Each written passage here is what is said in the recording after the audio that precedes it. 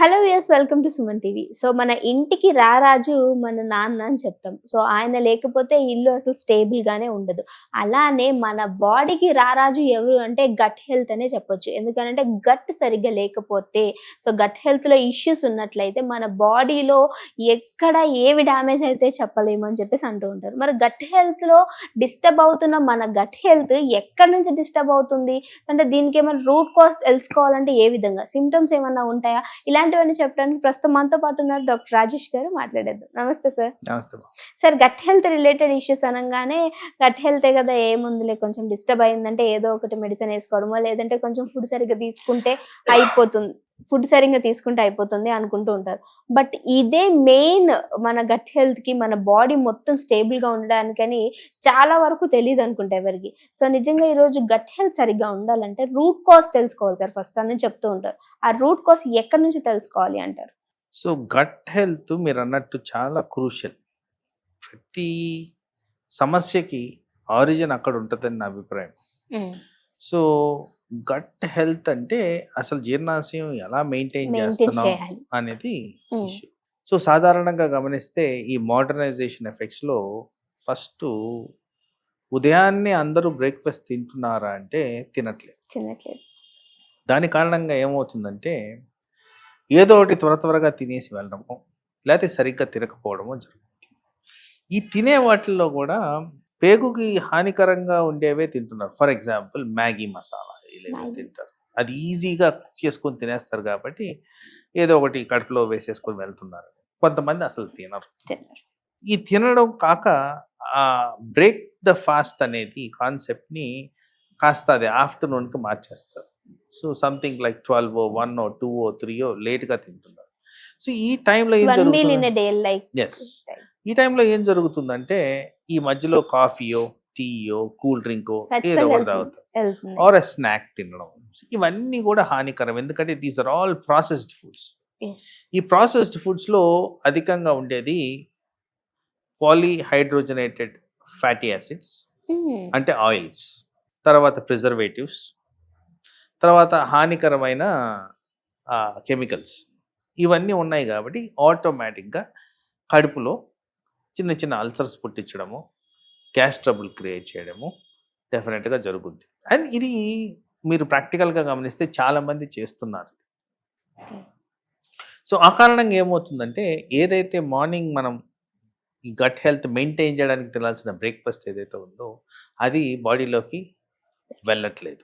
And ఈ processed ఫుడ్లో one more major minus point ఏంటంటే ఫైబర్ కంటెంట్ అనేది జీరో. ఫర్ ఎగ్జాంపుల్ చిప్స్ తింటారు చాలామంది. ఆ చిప్స్లో ఏముండదు. బిస్కెట్స్ తింటారు, దాంట్లోనూ ఏముండదు.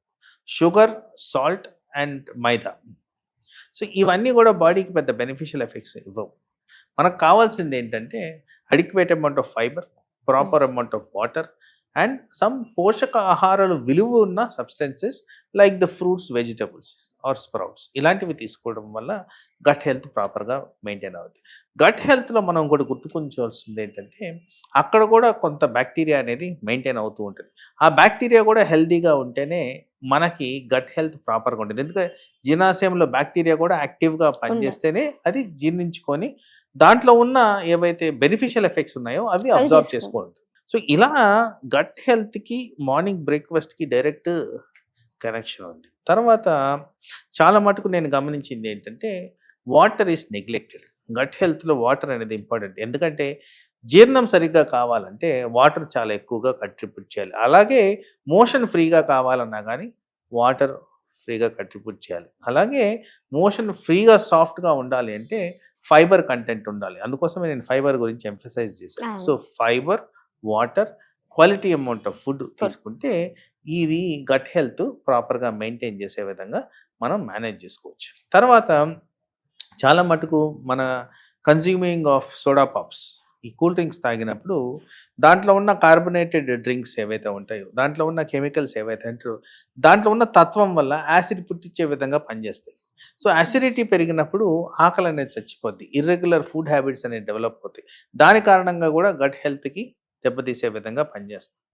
అలాగే తినే ఆహారంలో కూడా హైలీ ప్రాసెస్డ్ ఫుడ్ ఎక్కువగా తీసుకుంటున్నాం. ఆ హైలీ ప్రాసెస్డ్ ఫుడ్ వల్ల కూడా మనకి గట్లో డ్యామేజ్ జరిగేదానికి ఉంది. తర్వాత అలవాట్లు ఉన్నవాళ్ళు స్మోకింగ్ అండ్ ఆల్కహాల్, ఈ 2 కూడా డైరెక్ట్‌గా ఎనీ కణాన్ని బాడీలో డ్యామేజ్ చేస్తదని రుజువులు ఉన్నాయి కాబట్టి, హ్మ్. ఇవన్నీ కూడా డే టు డే యాక్టివిటీస్‌లో కామన్‌గా అందరూ అట్‌లీస్ట్ అబౌట్ 40-60% పీపుల్ ఇది చేస్తున్నారు కాబట్టి, దీని కారణంగా గట్ హెల్త్ బాగా దెబ్బతీస్తుంది. దాని కారణంగా శరీర రూపాల్లో చాలా ఎక్కువగా కనపడుతుంది. ఓకే. సో పాలు అనేది కాల్షియం. సో బోన్స్‌కి చాలా ఇంపార్టెంట్. మీరన్నారు ప్రిజర్వేటివ్ చేసేదని. అంటే ఈ పాలు కూడా ప్యాకెట్స్‌లో రావటం జరుగుతుంది. సో దీనివల్ల ఏమన్నా మన గట్‌లో ఏమైనా ఇష్యూస్ వచ్చే అవకాశం ఉందంటారా? అంటే it depends on the type of milk మనం తీసుకునేది.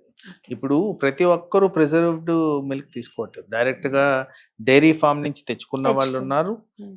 పాశ్చరైజ్డ్ మిల్క్ తెచ్చుకునే వాళ్ళు ఉన్నారు. సో వివిధ రకాలుగా అంటే అదేంటి లాంగ్ షెల్ఫ్ ఉన్న మిల్క్ కూడా దొరుకుతుంది. సో వీటిల్లో వివిధ రకాలు ఉన్నాయి కాబట్టి as a subject fresh milk is always better. ఇంక మిగతా ప్రాసెస్డ్ మిల్క్ వేరియబిలిటీ ఉంది కాబట్టి వాటి గురించి మనం ఎక్కువగా డిస్కస్ చేసుకోలేము. Okay. So gut related issue అనంగానే ఫుడ్ ఇంటేక్ చాలా ప్రాపర్‌గా ఉండాలి అంటారు. అంటే దీనికి సంబంధించి మనం టైమ్ టు టైమ్ తినాలి అంటారా? లేదు అనంటే మనకు ఆకలేసినప్పుడు తింటే చాలు అంటారా?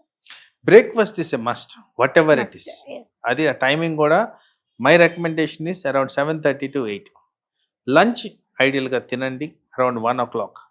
రీజనబుల్ అమౌంట్ ఆఫ్ ఫుడ్ తినండి. లీస్ట్ అమౌంట్ ఆఫ్ ఫుడ్ రాత్రి తినండి. అది కూడా 7:30, 8 మధ్యన తినండి. సో ఇలా తిన్నప్పుడు మనకు ప్రాబ్లం లేదు. మీరన్నట్టు ఆకలేసినంత మటికే తినండి. 3 పూట్ల తినండి. హ్మ్. బట్ మీ క్వాంటిటీ ఎంత రిక్వైర్డో అంతే అంత తినండి. తినాలి. అలా తిన్నందువల్ల ప్రాబ్లం ఉండదు. ఎట్లా మార్నింగ్ లేయంగానే కాస్త ఆకలిగానే ఉంటది కాబట్టి, ఎందుకంటే ఎక్స్‌టెండెడ్ పీరియడ్ ఎంప్టీగా ఉంటది కాబట్టి స్టమక్. మార్నింగ్ కంపల్సరీ తినాల్సిన అవసరం ఉంటది. అది అవాయిడ్ చేయకపోవడం అనేది చాలా ఇంపార్టెంట్. రాత్రి తింటారా తినరా అనేది option depending on the personality, personality. Weight reduction programmes, calorie burning, associated conditions వాటిని బట్టి రాత్రి తింటారా తినరా అనేది option. Reasonable amount of lunch is a good thing. ఇలా మెయింటైన్ చేస్తే జనరల్‌గా హెల్త్ బాగుంటది. సో దీర్ఘకాలిక సమస్యలు ఏమైనా వచ్చే అవకాశం ఉందంటారా? గట్ డిస్టర్బ్ అవుతే? ఓహ్! డెఫినెట్‌లీ మేజర్ రోల్ కదా! గట్ డిస్టర్బ్ అయితే డయాబెటిస్ వస్తదని చెప్తున్నాం కదా! ఎప్పుడైతే మనం బ్రేక్‌ఫాస్ట్ సరిగ్గా తీసుకోమో హ్మ్. డయాబెటిస్ వస్తది. దీన్ని ఎక్స్‌టెండెడ్‌గా చూస్తే క్యాన్సర్ కూడా వచ్చేదానికి ఆస్కారం ఉందంటున్నారు. సో అందుకోసం ఊబకాయానికి దారి తీస్తది.